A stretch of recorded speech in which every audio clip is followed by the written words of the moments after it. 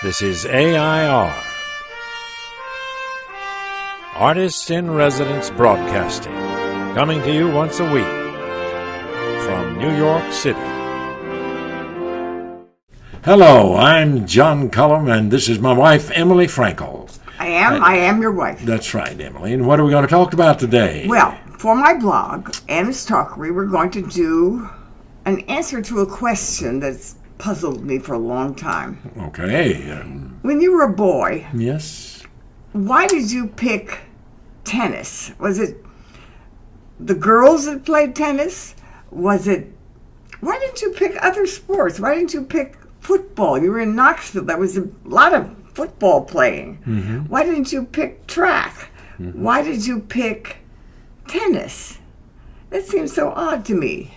Well, probably because my dad loved to play tennis, and I would follow him out whenever he'd go to play on Sundays.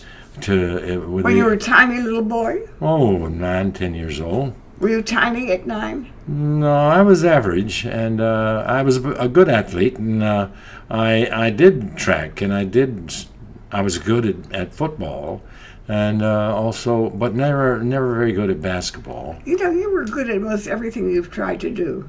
Well, I was an overachiever, I think. I didn't know that. Yeah, well, it probably goes back to the fact that Dad would I would follow him out and watch him play tennis with all the other adults, and then at the end of the session that they would play, which was 2 or 3 hours, I would sit around impatiently and then ask him to hit with me, and he would hit with me maybe 2 or 3 minutes.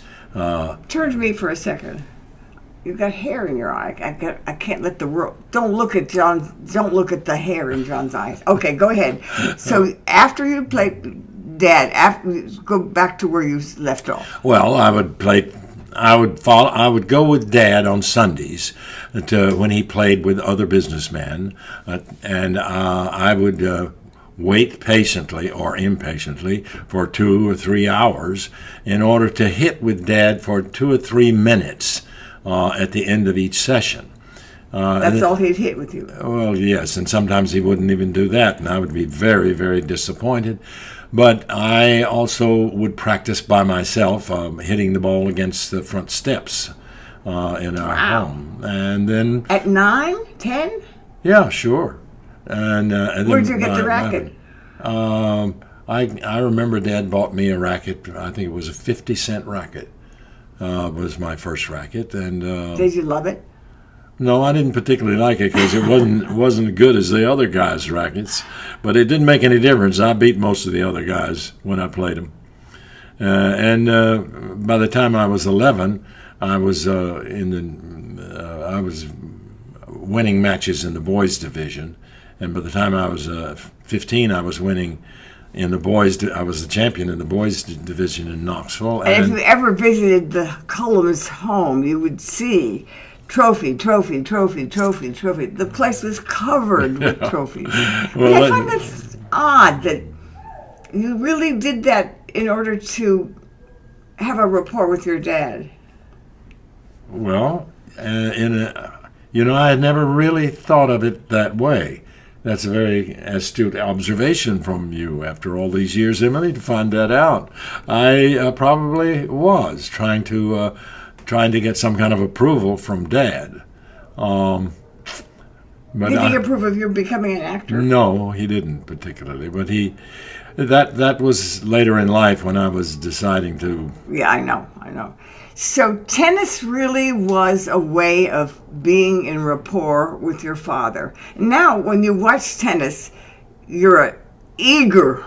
You watch tennis anytime, no matter what's on, you would turn to tennis. That's right. Well, it's a wonderful sport, and it's gotten much. The skill involved is much better now, and the rackets are better, and the athletes train harder, but they have a great deal. And the girls wear very short skirts.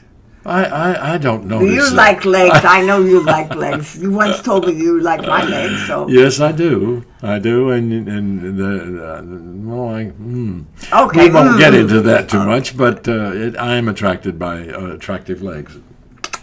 Well, thank you, John Cullum. I was very curious to know why it was tennis that was your nutty sport. Well, now you know why I started, and we'll talk about other sports later. Okay. Right now, thank you for joining us, and we'll see you next week. So long. This is AI.R. See you next week.